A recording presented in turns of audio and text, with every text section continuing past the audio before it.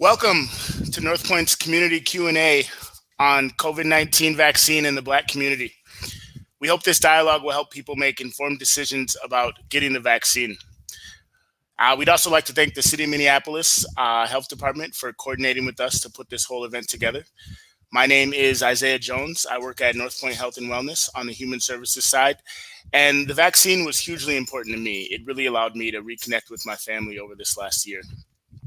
If you have any questions about the vaccine, we ask you to please put those in the chat tonight before 6:30.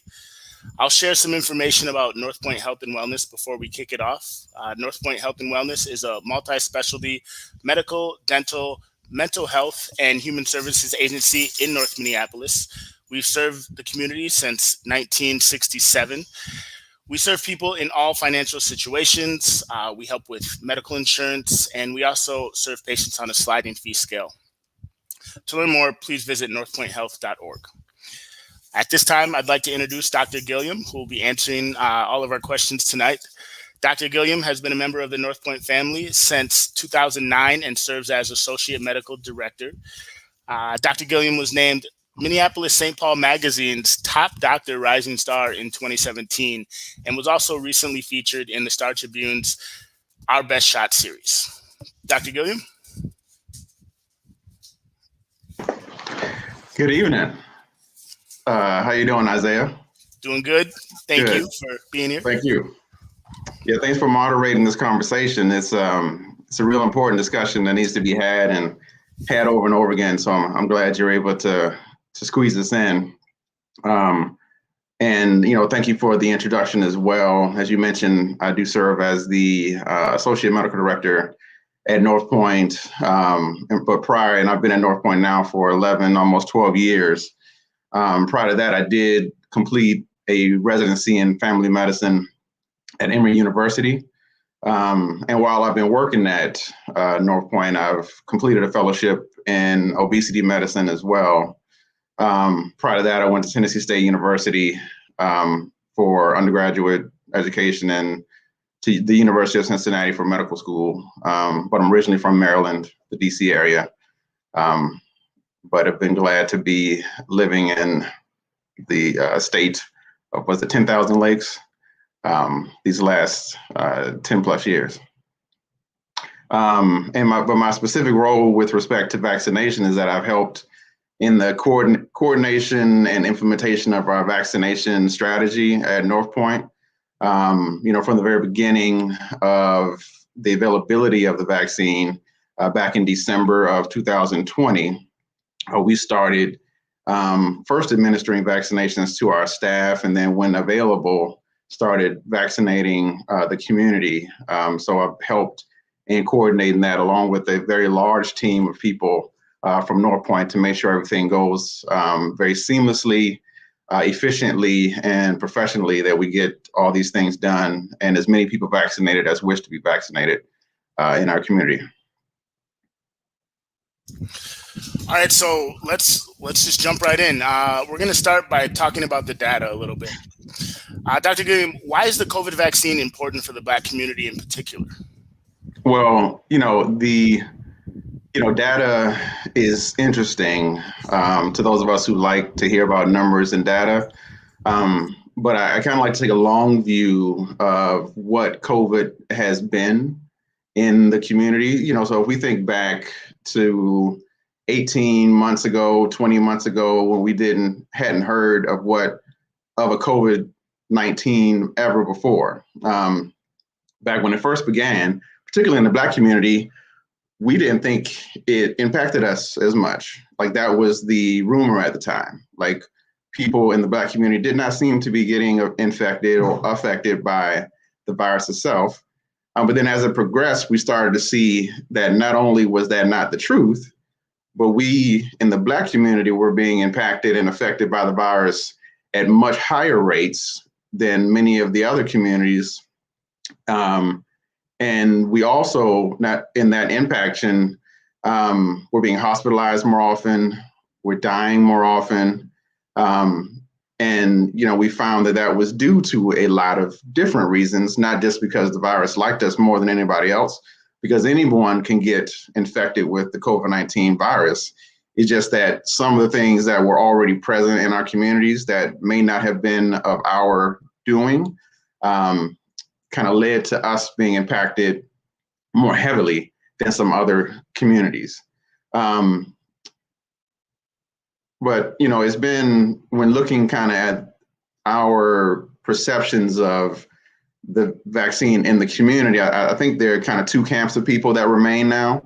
And so you have the people that are in or were in the wait and see camp. And those people are those, I just want to wait a little while longer, kind of see how this vaccine kind of works in people that I know and love, and let y'all get it first. And I think about it, I'll get it later. And I think the other group of people is the never ever camp. I don't care what you tell me, I'm not getting this vaccine. And, there are people like that no matter what the vaccine is, flu or any of that stuff. But it's been my perception, looking at how our numbers have been steadily increasing these last several weeks and months, that there's a larger portion of those in the Black community, specifically kind of where we sit, that are in that wait and see camp, that are being slowly convinced into or persuaded or have gathered enough information to be able to make an informed decision about getting vaccinated, because they now realize that it's the best thing for them, their family, and those they love to do and get done. And then, we still will continue to do all the things we do to kind of inform people, no matter what camp you think you are in. If you feel like you're in a wait and see camp or a never ever camp, we kind of give the same information, the same compassionate plea, never shaming people for, what we think may be the right thing to do versus what they're feeling is the right thing for them and their families.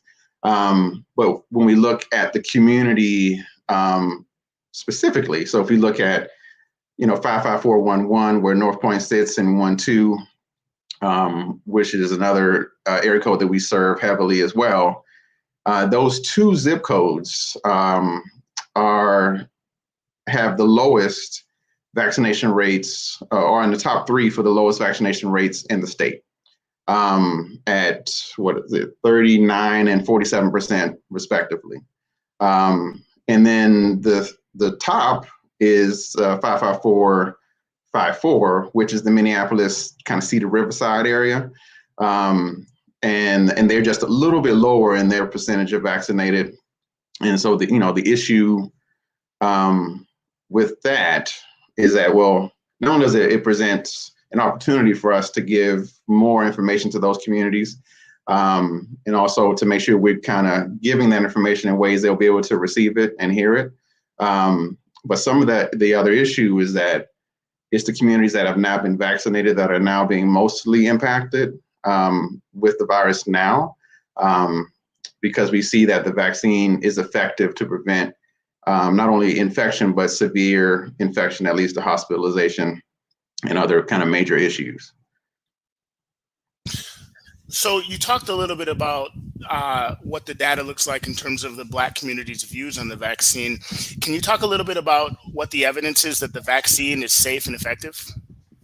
Yeah, the initial evidence was presented when the vaccines were first revealed to us, that, we knew they were coming out, and when the FDA approved them, all the studies, all the information that came from those studies was made readily available to the community, to the scientific community, to us. So I've read all of the studies several times to make sure that I had all the information before we began not only administering the vaccination, but before I took my own vaccine. I wanted to be certain that I was comfortable with how the science was done, how those studies were performed. But I think now that we have, if we're looking at the state of Minnesota, have given more than 3 million doses of vaccine, and we know that the rate of breakthrough infection is somewhere, I think there's somewhere just over 3,000 people who've had a breakthrough infection out of 3 million. So if I do some quick math, that puts us at 0.001% of those who have gotten an infection after being vaccinated. So even though it does happen, the percentage of those who it happens to is exquisitely low. So that proves to me that is effective. And the fact that at NorthPoint, we've given almost 16,700, almost 17,000 vaccines and have not had any serious side effects outside of those we would expect. No big safety concerns. And the same can be said for those being vaccinated in the state more broadly. That proves to me that it is safe, because the proof is in the pudding. Because you can talk all day about how safe it is, but it's not until you actually see it in the community and you can prove it outside of the studies, and that's been done. So I think we can say fairly comfortably that it is both safe and effective. Okay, let's talk about actually getting the vaccine then, and your experience. What did it feel like after you got the vaccine? Like right after you got it, a day after, 2 days after, 3 days after? How'd you feel? I mean, honestly, everyone has their own experience after the vaccination. The most common side effect of people, and we're talking 80+%, get a sore arm. And that happened to me. So that the day of, or shortly thereafter, and it was sore that night and maybe the next day. But I actually didn't have very many side effects or symptoms following. I do remember going sledding because it was in the winter when I got mine. I went sledding the next day. And so I think my back hurt more from the sledding than and rolling down the icy hill than actually getting the vaccine. But I felt fine. But I do know that aside from the sore arm, people do feel some fatigue often, so some tiredness, and then oftentimes people can get some muscle achiness, some joint stiffness, sometimes headache, sometimes a fever, and and those things do tend to go away within a day or three, at the most. How about does the vaccine interact with any other medications that somebody might already be on, or any other conditions that somebody might already have? Well, that's a fairly kind of nuanced question or answer, I would say.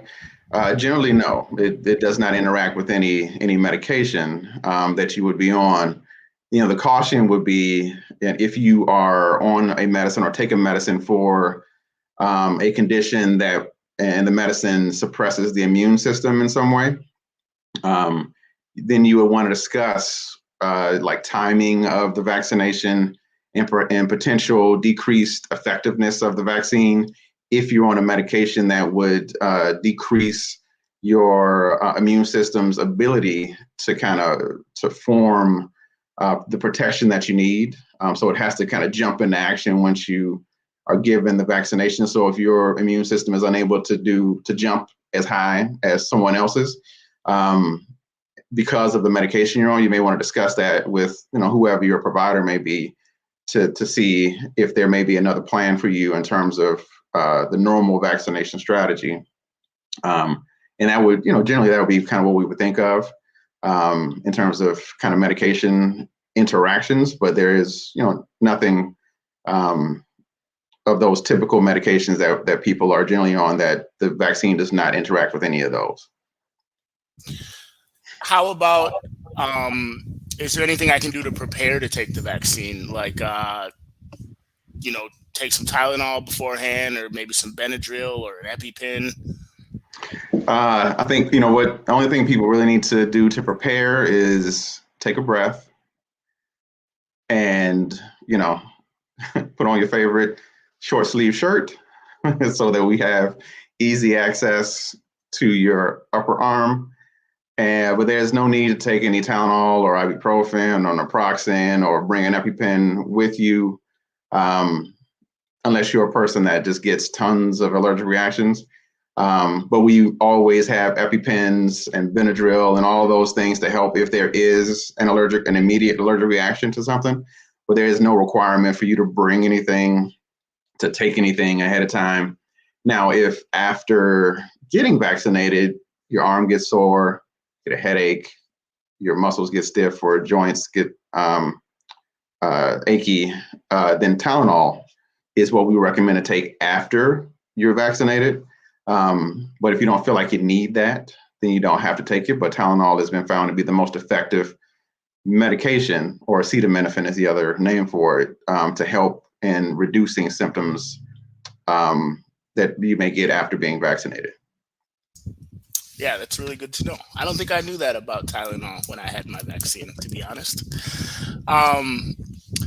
Okay, so this next question may be a little controversial, but after you get the vaccine, do you need to keep wearing a mask, social distancing? Yes. Not too controversial for me, but the you're not considered to be fully immune or fully immune until 2 weeks after you've been vaccinated. So you'd still want to kind of maintain the masking practices, the distancing practices that you've been doing up until that point. And then once you get to the 2-week mark, after that second dose of your vaccination, if you do Pfizer or Moderna, or 2 weeks after, if you've done the Johnson & Johnson, 4 weeks after with the Johnson & Johnson, then you can then follow the rules of where you are in the community. Because if you've been paying attention in the news, different kind of mask mandates are changing, and recommendations are changing based on kind of what community you live in, where you're going. At NorthPoint, we do require masking if you visit us. So depending on where you are and the rules of that place, you would need to follow those rules. But the CDC has changed its recommendation here recently with regard to masking. I'm in full support of that increased protection with the mask. How long will the effects of the vaccine last? And will we have to get a booster shot at some point, or another vaccine? Excellent questions that are answers are being actively sought, but we have no idea. Just as this vaccine didn't exist before 2020, so it has not been in use for longer than a year at the moment. So we don't know exactly how long the efficacy of it will last. There are some thoughts that it will last for years. There's a possibility that it doesn't last that long, but we just don't know. And even though, the companies are developing booster shots, there's no evidence that we have at this moment today that a booster shot is necessary. The current thinking is that if you received any of the 3 approved vaccines that we have in this country, so the Pfizer, Moderna, or Johnson & Johnson, that you do not require a booster shot at this time. Great. A quick reminder, everyone, post your questions in the chat before 6:30, because we'll definitely have time to answer some of your questions later on. But now we have some questions from the community. I think we have a few videos for a few more questions.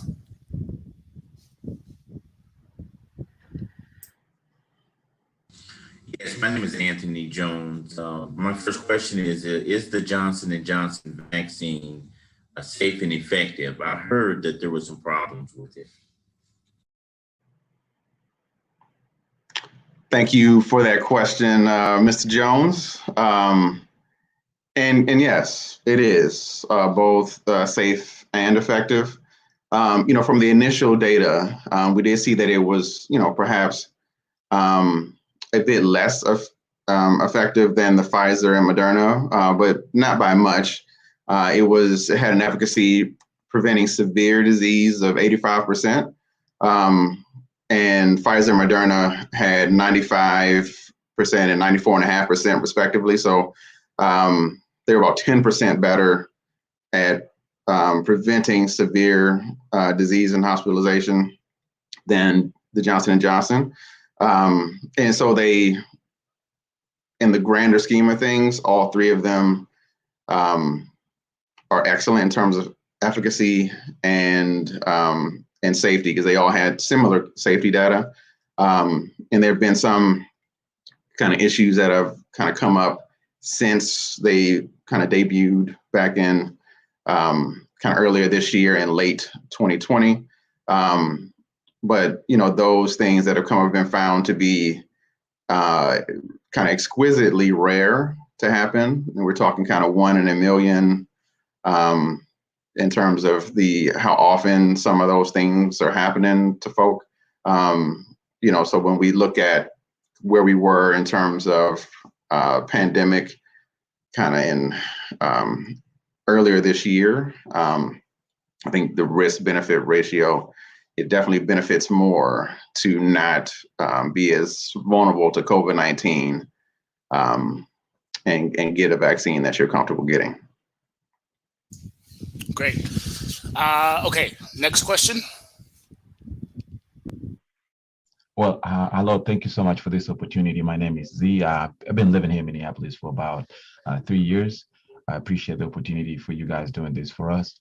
You know, my sister's my sister is pregnant, and we've been wondering about this. Is this vaccine safe for pregnant women? Can pregnant women be able to take this vaccine? Thank you. Short answer is yes, they can. A little longer is not only were there some women in the studies who were pregnant and did not have issue with it, but since then we have been administering vaccinations to pregnant women. But always, whenever anyone asks, I kind of dodge the question so that pregnant person is able to have a discussion with their provider. So whoever it is that is taking care of them during their pregnancy, I want them to have a fully engaged conversation with them, so they really understand all the kind of the risks and benefits with being vaccinated, also with the potential of getting COVID-19, because being infected with COVID-19 while pregnant comes along with more complications than one would assume after being infected. Okay, we have another question here. Hello, my name is Peggy. Does a vaccine still protect us against the new variants like the Delta? Thank you for that question, Peggy. And I forgot to thank Z for his question, which is great. And but it's a really kind of timely question because the Delta variant is on everyone's mind. It is the reason why mask recommendations are changing. It is the reason why, you know, many people are making different decisions around their vaccination status. But yes, the vaccines are effective against the Delta variant. The trick with it, though, is that you have to have, if we're talking about the Pfizer or Moderna, which are mRNA vaccines, that's where the studies are that have come out. You have to have had both doses for it to be really effective. After just one dose is really only about 30 to 40% effective, but it's after that second dose that it then jumps to in the 80% range of efficacy against the Delta variant. And, you know, that's one of the recent studies out of, I think it was Britain, that kind of revealed some of that data. And, you know, I think they're still studying how effective the Johnson & Johnson vaccine is against the Delta variant. I know that I've seen some reports that it is effective, but I don't know the exact numbers yet on how effective it is. But those are kind of still being studied and evaluated. Those studies that are out have been for Pfizer, but since Pfizer and Moderna are the same type of vaccine, we assume that you would get the same amount of protection with either of them. All right, great. A couple more questions here, then we'll get into some of the myths of COVID-19. What are some of the considerations that I should be making when trying to get the vaccine? Like, which one should I pick? How do I know which one to go for? And which one is the most effective for that matter? Do I go for Johnson & Johnson, or do I go for Moderna? What are some of the things to consider? Thank you. Z with the great questions. So, I think what you should consider is your personal situation. You should think about your own health. Think about the health and well-being of those who you love and those who you care about. And then consider how being infected with the virus might impact you. If you're thinking about your personal situation, how being infected with the virus might affect those you love and care for and live with, how it might impact them. And then I would ask people to consider that being infected with COVID-19 doesn't end after a 14-day quarantine necessarily. Not everyone experiences COVID and just gets to stay home for 2 weeks without any symptoms. Many people really suffer with it. We've lived, through a year and a half so far where a lot of people have gotten really sick, have been hospitalized, have been in ICU on breathing machines, have died. People lost family members. Those who survived, still have what we call like long COVID. So still symptoms that last beyond the COVID diagnosis. So thinking about or considering that your situation, that situation of those you love and care for, and then what it would mean for your life to change dramatically if you were to be infected with the virus, and really just making an informed decision. So if you're, listening to people that you trust, looking for information that you find reliable, and then having these types of conversations to get yourself to a place of comfort so you can make the best decision for yourself, your family, and then ultimately the larger community. When hopefully you decide to get vaccinated. I think no matter which of the vaccines you choose, you can't really make a wrong decision there. Because if you don't choose any of them, you're leaving yourself fully unprotected from the COVID-19 virus. Thank you. We do have some additional questions, I believe, in the chat here. So I'm going to ask a few of those. Question coming in from Sherry. Someone that's vaccinated, if they get COVID, are the symptoms the same? So I'm vaccinated. If I get COVID, are the symptoms the same? Generally, they are, but they typically are less severe. At least that's what the trend has been. Because I have seen a few people who have been vaccinated and then tested positive for COVID. Many of them were asymptomatic, meaning didn't have any symptoms at all. A few had a few symptoms, but generally it is less severe and of a shorter duration, so it doesn't last quite as long as in other situations.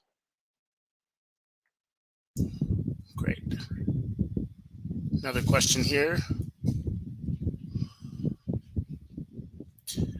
This one says, I missed my second Moderna vaccine. What should I do? Get your second Moderna vaccine.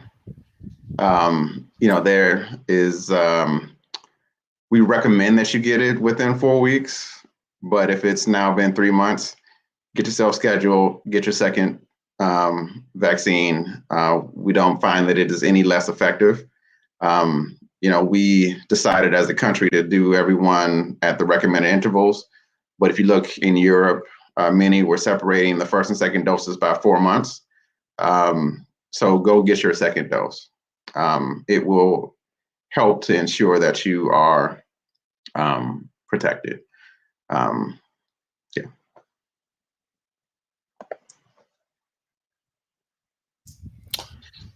We do have 2 more questions.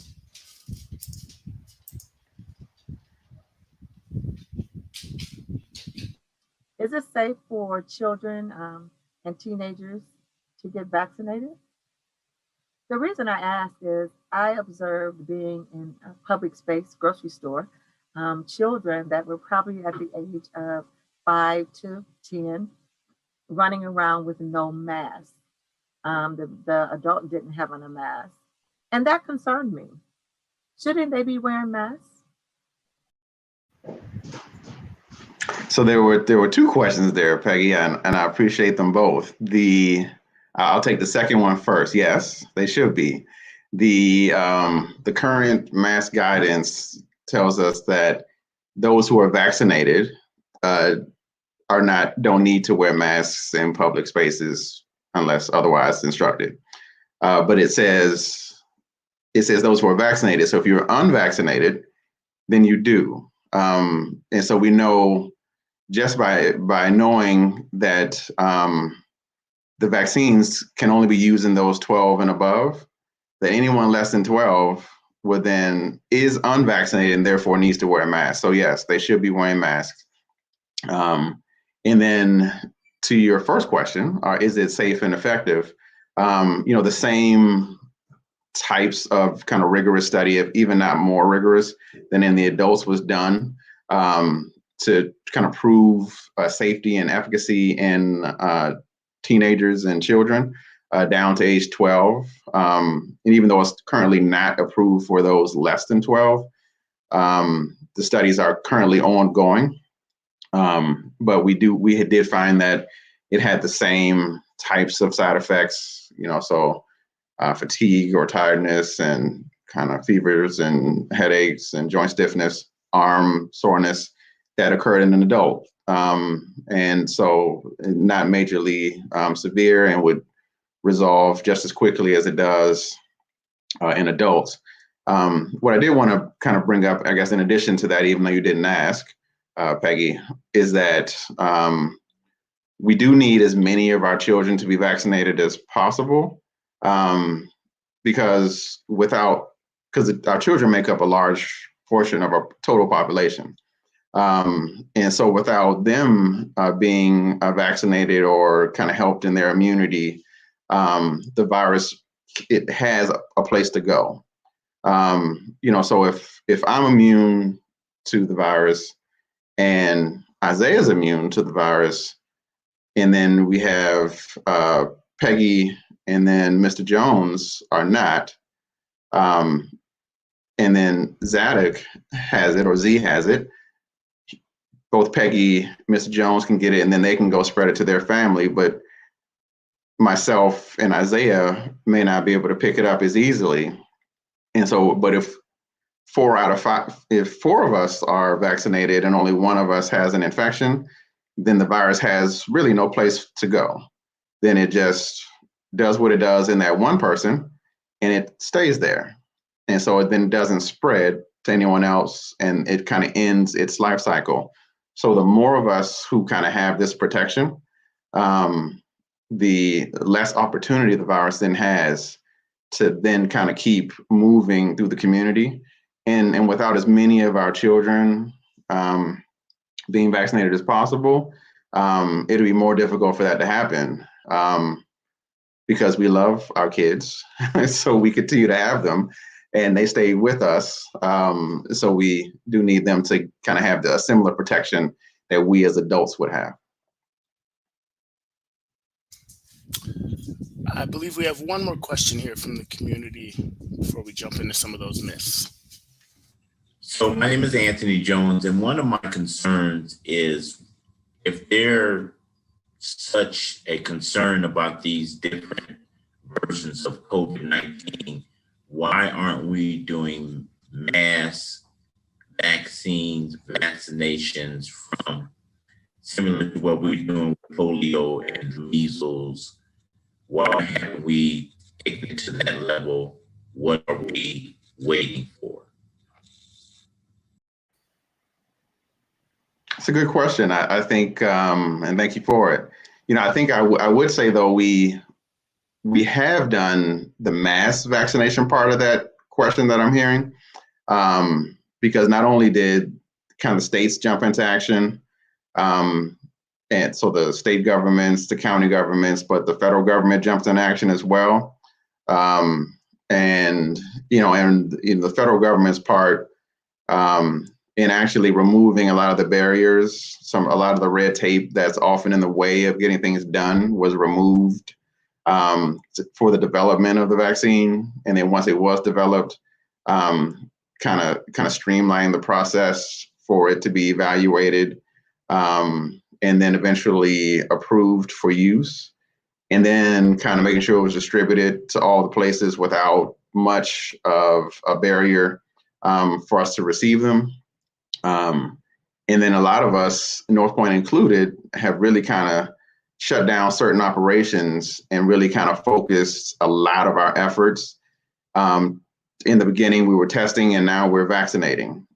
So, big push, a lot of staff, a lot of investment of time, and to really reach out to as many in the community as we could with the vaccination.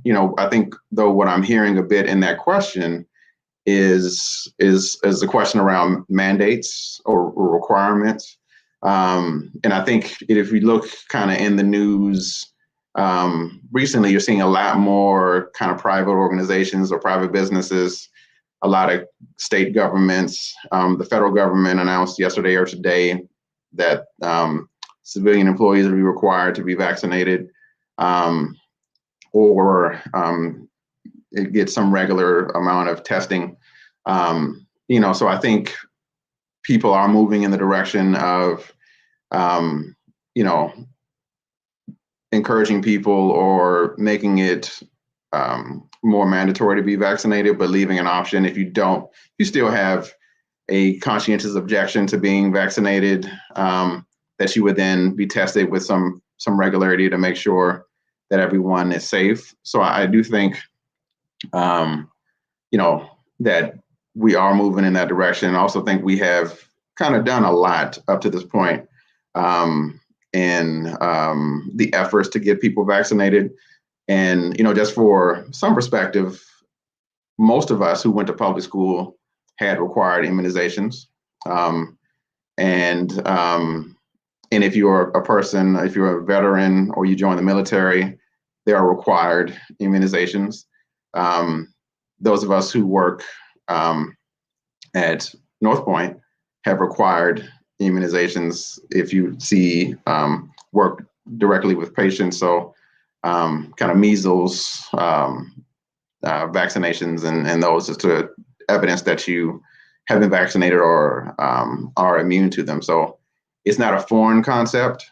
It's just that we don't often kind of think of it in that perspective, that most of us have already taken required immunizations or vaccinations at this point. Yeah, that's a great point. Okay, we're going to get into some of the myths of COVID-19, of the vaccine. So I think we have the top 10 myths of COVID-19. First one is that the vaccine isn't safe because it was developed and tested too quickly. Well, I mean, I guess that would be the top ones. I hear that often. And the truth of it is, though, is that it's been developed over the last 20 plus years or so. The first time we had, it may have been the second time we had an outbreak. It was I think the SARS virus.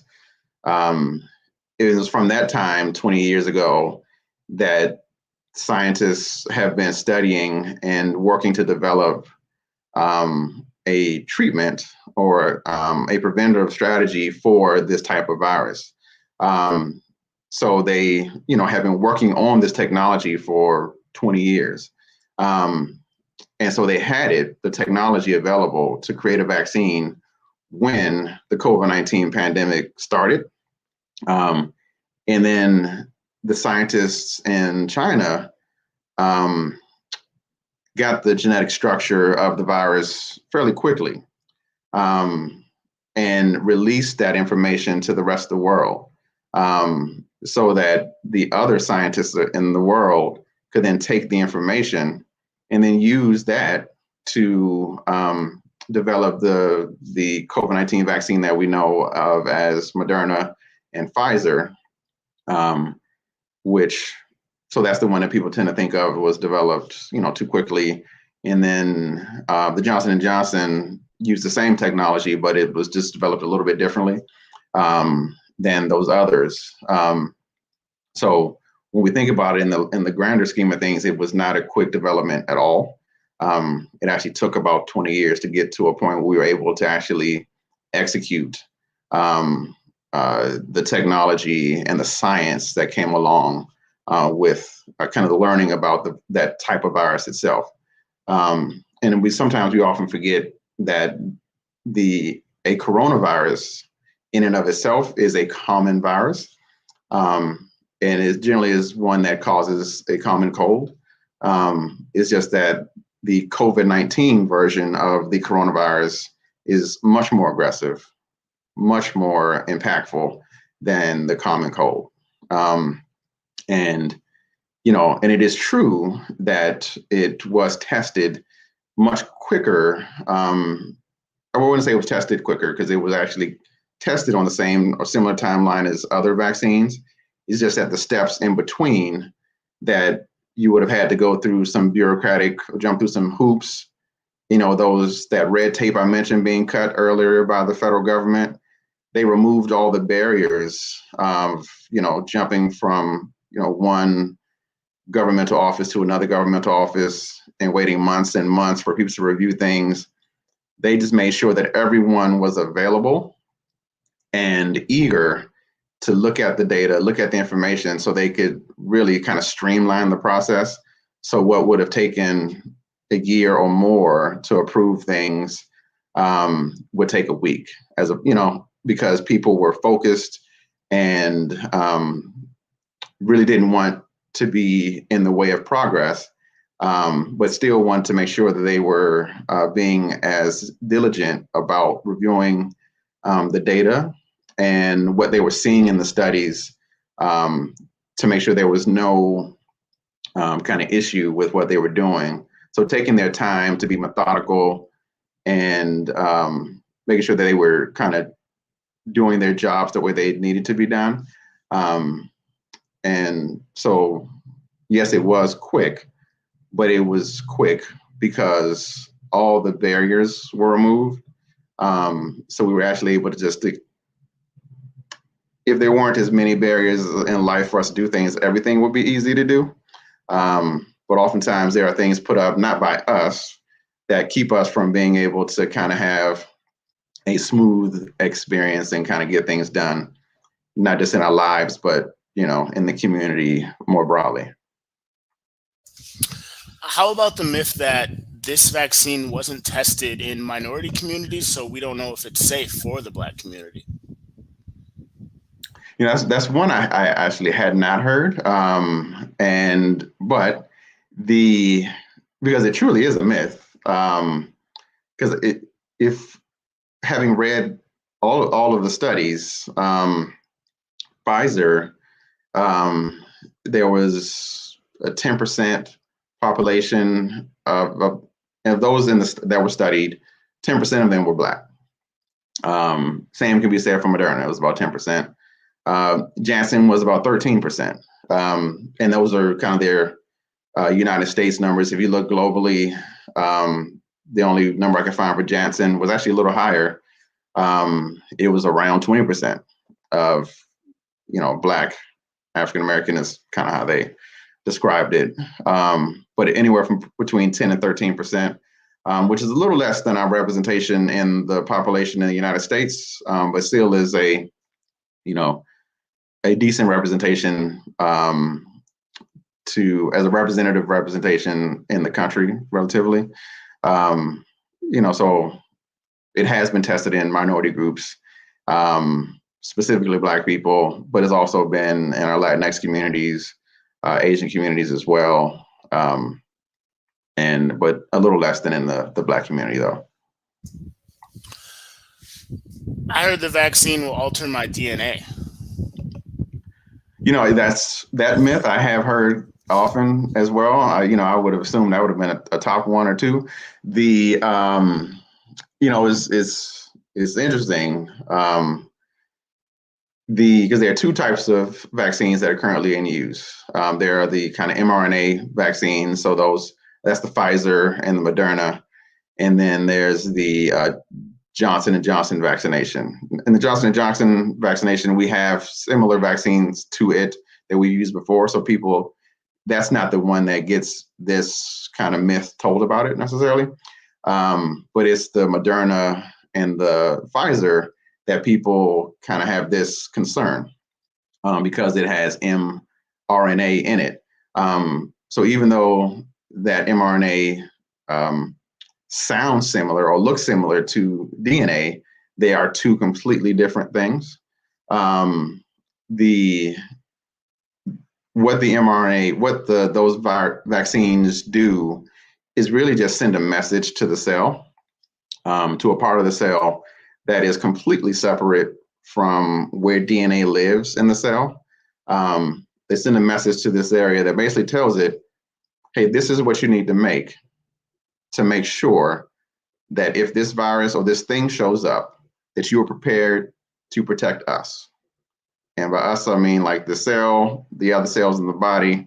So I need y'all to start making this thing so we can get the body prepared just in case this thing shows up and we got to jump into action.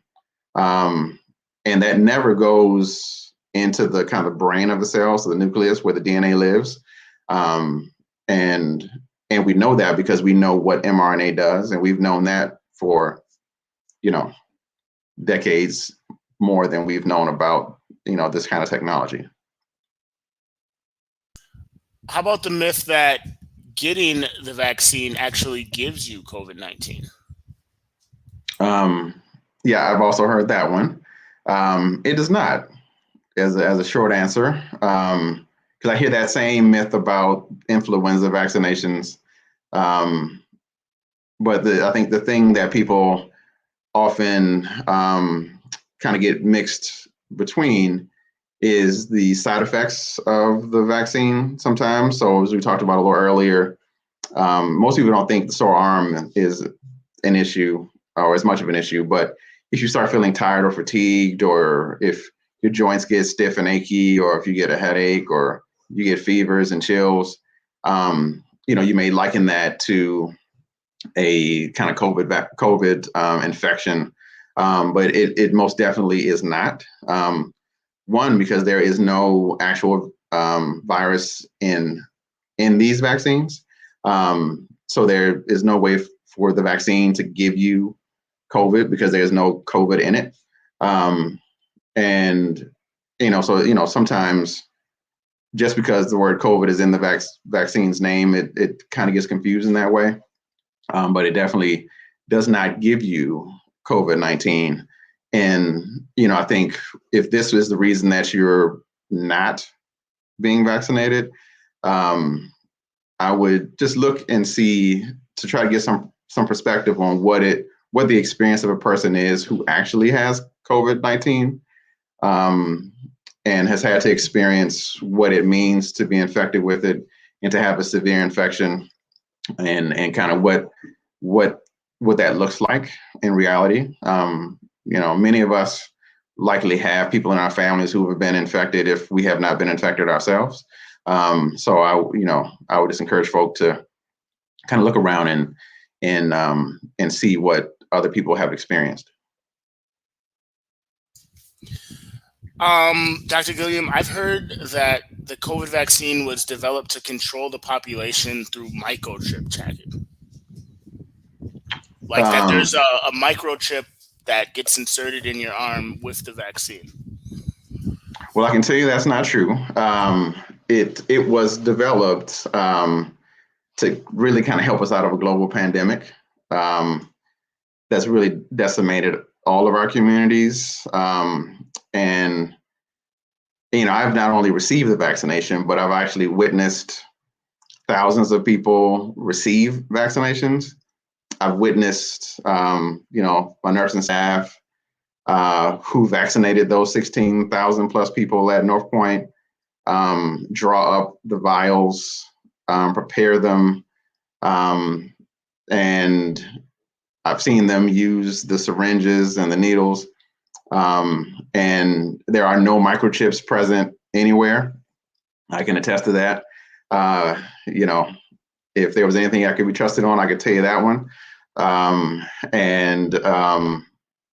So this is not an issue. I know that it is a concern of some people, but I can tell you from having received it and having witnessed thousands of immunizations at this point, that there is no microchipping occurring, and quite honestly, the infrastructure does not exist to, I don't even know what they would do with the microchip, but this is not present in the vaccine and any of the products that are used to vaccinate people. Will the vaccine alter my ability to have children? It will not. There's a lot of question around that in terms of, it kind of lends to, I think that was Z had the question about his sister who was pregnant. And so we know that it does not kind of cause any issue with those who are pregnant. But we also know that it does not cause any issue with fertility. Because not only have people gotten pregnant after being vaccinated, we do also know that anything you can do if you are trying to become pregnant, anything you can do to keep yourself as healthy as possible during your pregnancy is recommended. So being vaccinated prior to becoming pregnant would be the recommended thing from any provider or person that you would talk to if you were going in for, counseling prior to becoming pregnant. They tell you to exercise, eat healthy, take a multivitamin, take a vitamin D, and get vaccinated because you want to be as healthy as possible so that your baby is healthy. And then you also want to protect yourself from this virus that has caused this global pandemic. Okay, a few more myths here. What about those that say, I'm young, I'm healthy, I don't need to get the vaccine? Well, youth is not a protection against infection. Good health does not guarantee that your experience with COVID-19 will not lead to severe illness with hospitalization and potential death. We have many examples of young people who have gotten severely ill, many examples of young people who have been hospitalized and have died. Also many examples of young people who have not, but you never know which category you fall in. So you do need to get vaccinated no matter how young or how healthy you consider yourself to be. How about the myth that if I've already had COVID-19, I don't need to get the vaccine? I hear that myth as well. I know the current guidance is that once you've been infected with COVID-19, you're considered to have some immunity for about 3 months after being infected. And so we do recommend after that you get vaccinated so you can have a prolonged immunity. But you don't necessarily have to wait 3 months. So if you have an infection and you didn't have any symptoms, you wait until you're done with your quarantine, and then you get your vaccination. If you did have symptoms, you just wait until they're done, and you're off quarantine, and then you can get your vaccination. So we know that the natural immunity from having COVID-19 does not last as long. So we do recommend everyone get vaccinated against COVID-19, no matter if you've had the infection or not. And our last myth, everybody else is getting vaccinated, so I don't need to get the vaccine myself. Not true. That's why it's a myth. And I think this kind of looks back at a previous question about our kids, because not only is it that those who are younger, so less than 12, they cannot be vaccinated. What we're seeing is that some of us whose immune systems are not as able to produce the level of immunity we need, they may not be as protected as some of us. And they're not just the kids can't be vaccinated. There are some in the community who just can't be vaccinated for a number of reasons. So if you decide not to be vaccinated and then I decide not to be vaccinated, we now then have more people who are able to pass and spread the virus, as we talked about before. So the more of us who get vaccinated, we help in protecting those who cannot. So we protect our kids, we protect our elderly who may not have been vaccinated because they couldn't, or if they were and their immune systems didn't kind of give them as good a response as it could have, we protect them from potentially being impacted by the virus as well. Thank you for discussing all those myths. We did have another question come in that I want to tackle quickly here. It says, Dr. Gilliam, my cousin is in serious need of long-term rehab for various health issues not related to COVID, and he refuses to get vaccinated. The question is, can he be forced some way to get vaccinated since he's still living in a rehab facility with other patients? Good question. I think, and thank you for that. At the moment, no. It is, we, as decision-making adults, we are able to kind of make decisions on our own, whether we as a community agree with those decisions or not.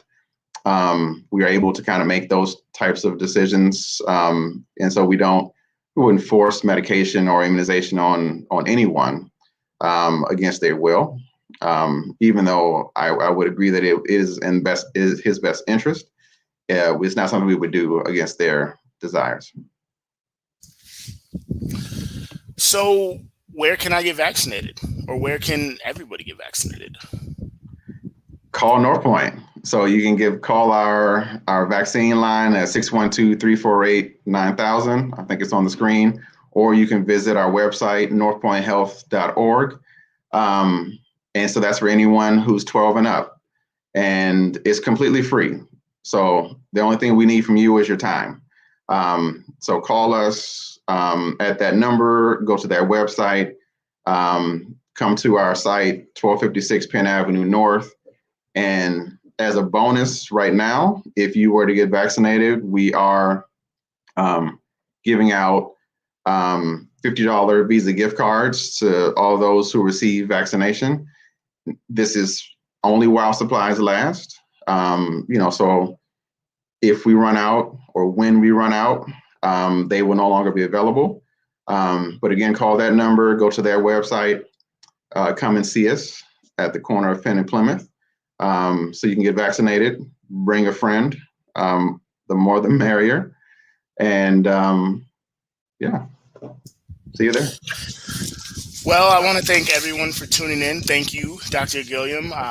Definitely want to remind everyone, like Dr. Gilliam said, to go out and get vaccinated. If you want more information, visit northpointhealth.org. Call us, like Dr. Gilliam said, that number again, 612-348-9000. And we hope everyone has a great night. Thank you so much for tuning in. Thank you.